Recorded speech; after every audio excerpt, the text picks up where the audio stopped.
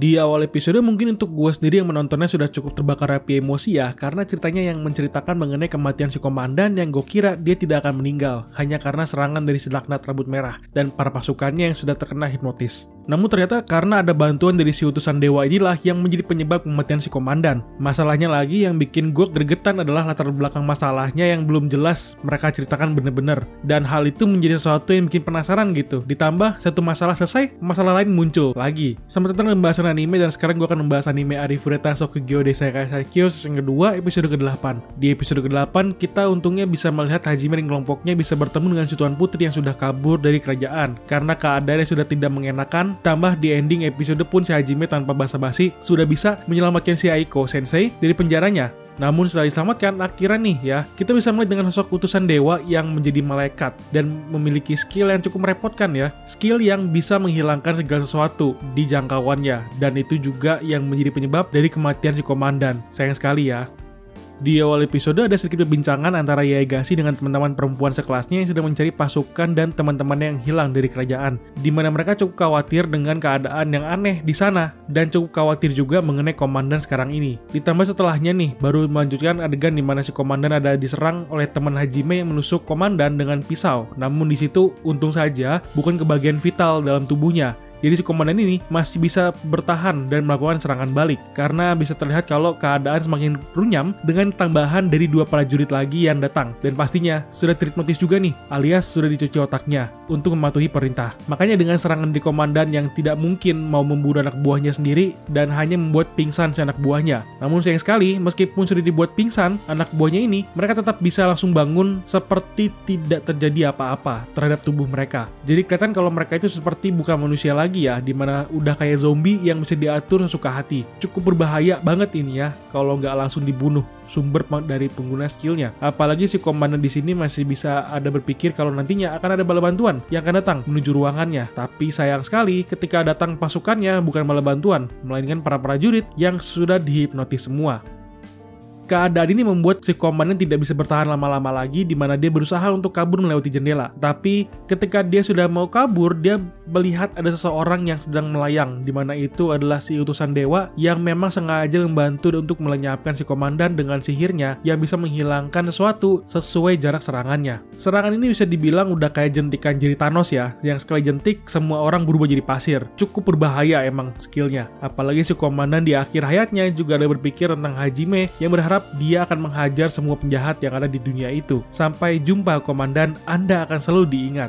Setelah si komandan wafat, di sini akhirnya kita bisa melihat perbincangan antara si Daisuke dengan si Eri Nakamura, si cewek berkacamata yang sudah ketahuan sekarang ini sebagai pengkhianat. Namun si Eri ini baru kedengeran suaranya doang ya, dan belum mukanya. Namun kita semua sudah tahu kalau dia inilah yang menjadi pengkhianatnya atau ketua dari pengkhianatan tersebut, dan dia juga yang mengendalikan para prajurit yang sudah terkena hipnotis atau cuci otak tersebut. Nanti juga ketahuan kebusukannya ini orang seperti apa.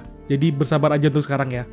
Lalu adegan dilanjutkan menuju perjalanan Hajime dengan kelompoknya yang sedang menuju daerah barat, di mana dalam perjalanannya mereka bertemu dengan kelompok karavan yang sedang diserang oleh bandit, namun tertahan oleh pelindung yang sudah terpasang. Di sini dari awal gue udah mengira kalau di sini pasti ada si Tuan Putri yang kabur ya, karena yang bisa pakai pelindung sebesar itu pasti hanya penyihir elit atau dari seri bangsawan. Jadi tanpa basa-basi lagi, si Hajime yang langsung menuju ke para bandit di sini dengan entengnya ya, menyerang mereka dengan tembakan dari mobil yang udah kagak masuk akal lagi di dunia itu, dengan senjata yang cukup mematikan. Lalu ketika Kaori yang sedang menuju orang yang terluka dan menyembuhkannya, di sini tiba-tiba si Tuan Putri langsung menuju Kaori dengan suara yang melegakan. Di sini ketika sedang berbicara berdua dengan si Kaori, si Tuan Putri ada disamperin oleh Hajime dengan berbicara sudah lama tidak bertemu dengan si Hajime. Namun si Hajime kagak inget kan ama yang beginian, karena nggak begitu peduli juga si Hajime. Cukup lucu gitu ya ngelihatnya si Tuan Putri ini kagak kaku-kaku banget sekarang ini.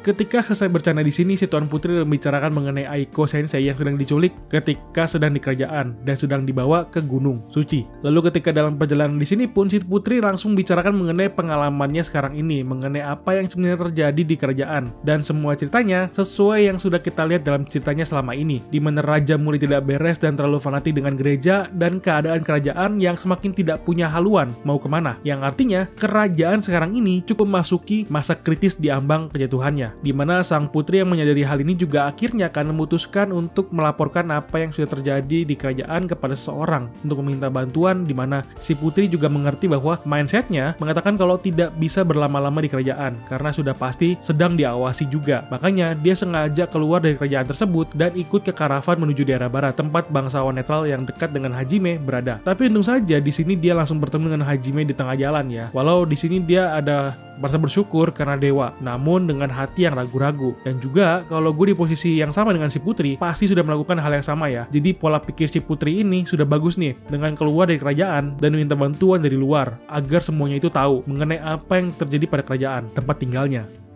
Setelah pembicaraan inilah akhirnya baru deh kita bisa melihat keadaan Aiko Sensei yang sedang terjebak di menara seperti Tuan Putri yang diculik naga. Bedanya di sini dia diculik malaikat, utusan dewa ya. Dan pada saat si Sensei sedang berpikir di sini, dia ada berpikir mengenai apa yang orang-orang jahat itu inginkan dari murid-muridnya, dan dia ada berpikir mengenai irregular. Ketika sedang berpikir mengenai hal itu dengan keras, disitulah dia ada memikirkan si Hajime sebagai seorang irregular. Namun ketika dia berpikir itu bukan pikiran biasa ya, dia berpikir sambil memegang bibirnya yang menandakan dia masih mengingat mengenai ciuman antar bibir dengan Hajime, dan dia pun menyebut nama Hajime, di mana tiba-tiba si Hajime ini muncul dan manggil si Sensei, lalu bertanya kenapa kepada si Sensei. Ini udah kagak tahu lagi ya si Sensei harus apa, karena dia sudah langsung salting sendiri kan ketika tahu ada kedatangan si Hajime, di mana Hajime pun ada bertanya apakah si gurunya sudah tahu bahwa si Hajime sudah datang dengan mendeteksi keberadaan dirinya, yang padahal bukan begitu ya, padahal gurunya lagi berpikir melenceng gitu.